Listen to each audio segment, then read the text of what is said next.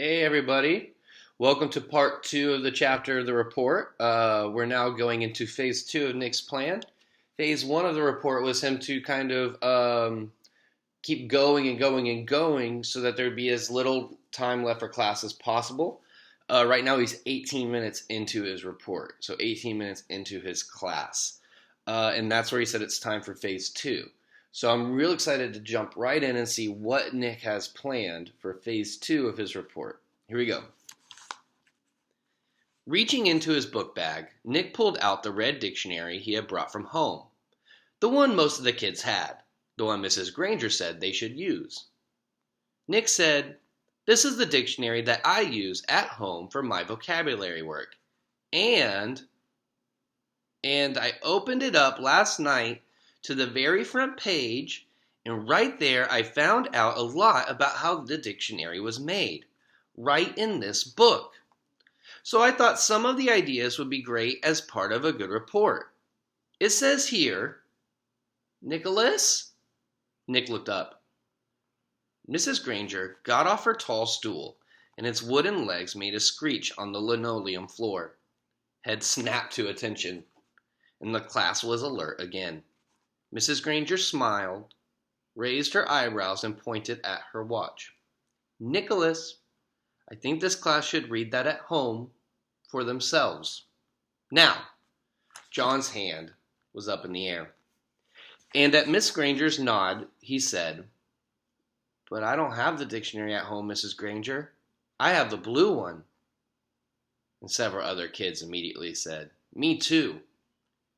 Mrs. Granger tried not to show that she was annoyed. "Very well, Nick, but this should not take too long. We have other things to do today." Nick kept his eyes open wide and nodded, adjusting his glasses on his nose, and began to read. Without question, this modern American dictionary is one of the most surprisingly complex and profound documents ever to be created. For it embodies unparalleled etymological detail, reflecting not only superb lexicographic scholarship, but also the dreams and speech and imaginative talents of millions of people over thousands of years. For every person who has ever spoken or written in English has had a hand in its making. So again, Nick is reading that paragraph that confused him in the chapter earlier. And I think he knows that this paragraph is going to confuse the rest of the people in the class. It was a long article and the kids were bored to death, but no one looked bored at all. Every kid in the room knew now that the period was more than half over, and that Nick's report wasn't just a report. It was one of the greatest time wasters he had ever invented. Mrs. Granger knew it too. She had edged around from the back of the room to the side near the windows. Nick glanced up at her now and then as he read, and each time Mrs. Granger's eyes clicked up to a new power level. After 8 minutes of Nick's best non-stop reading, her eyes were practically burning holes in the chalkboard behind him. There were only 10 minutes left in the 7th period. When he took a deep breath to start a new paragraph, Mrs. Granger cut him off. "That's a good place to stop, Nicholas. Class, let's all give him a round of applause for his report." The applause didn't last long.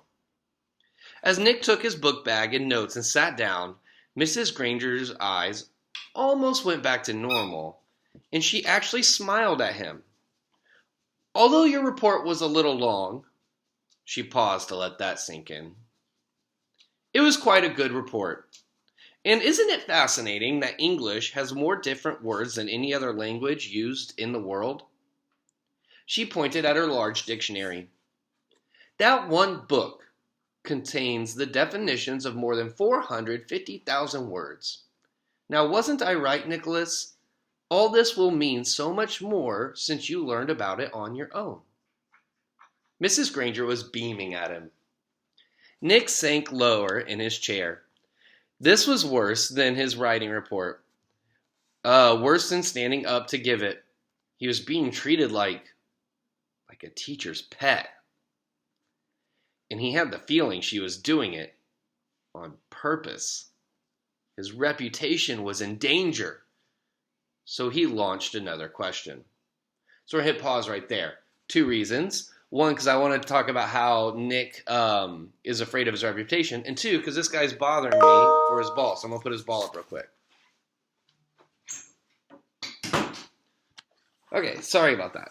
So, Nick's reputation is he's the class clown. He's the jokester. He doesn't mind getting teachers upset. So if he's a teacher's pet, kids are going to really start changing how they think about what they think about Nick. And that idea of him being the funny kid who can get a teacher upset will go away. He doesn't want that to happen. So let's see what his question is. Nick raised his hand, and he didn't even wait for Miss Granger to call on him. Yeah, but I still don't really get the idea of why words all mean different things. Like, who says that D-O-G means the thing that goes woof and wags its tail? I mean, who says so? And Mrs. Granger took the bait. Who says dog means dog? You do, Nicholas. You and I and everyone else in this class and in this school and in this town and in this state and in this country, we all agree. If we lived in France, we would all agree that the right word for that hairy four-legged creature was a different word. Shine. It sounds like sheen. But it means what D-O-G means to you and me. And in Germany, they say Hund, and so on, all around the globe. But if all of us in this room decide to call that creature something else, and if everyone else did too, then that's what it would be called. And one day, it would be written in the dictionary that way. We decide what goes in that book. And she pointed at her giant dictionary. And she looked right at Nick, and she smiled again. So, one thing that's kind of cool is the author included a graph in here. And in this graph, it has labeled all the ways that you could say dog in different languages. Now, I'm not going to read all those off. 1, because I don't know how to pronounce them all because I don't speak all those different languages. And 2, because this is quite a long chapter, so I kind of want to keep going. Then Mrs. Granger went on. But of course, the dictionary was worked on by hundreds of very smart people for many years. So as far as we are concerned, that dictionary is the law. Laws can change, of course, but only if they need to. There may be new words that need to be added or made, but the ones in that book have been put there for good reasons. Mrs. Granger took a look at the clock. 8 minutes left in class. Now then, for today, you were to have done the exercises beginning on page 12 in your Words Alive book. Please get out your papers. Sarah, will you read the first sentence, identify the mistake, and then tell us how you corrected it? Sounds like Miss Granger is launching them into some editing work because they're correcting something. There was a mistake that needed to be fixed. We kind of do that in 4th grade as well, so we understand what's happening here. Mrs. Granger jammed the whole day's work into those last 8 minutes. A blur of verbs and nouns and prepositions and yeses. But then there was also homework. And Nick didn't try to sidetrack Mrs. G again. He had slowed her down a little, but he did not stop her. No way.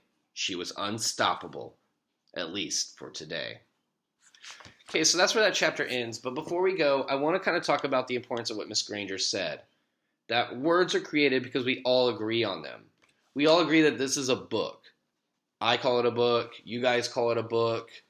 And because we can all agree that this is called a book, that's how that word became to be. That's going to be very important to understand the rest of this story.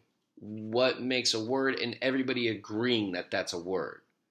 So maybe, I don't know, friendle is something that Nick is going to be able to get everyone to agree on, and that can kind of become a new word, something that everybody will start using.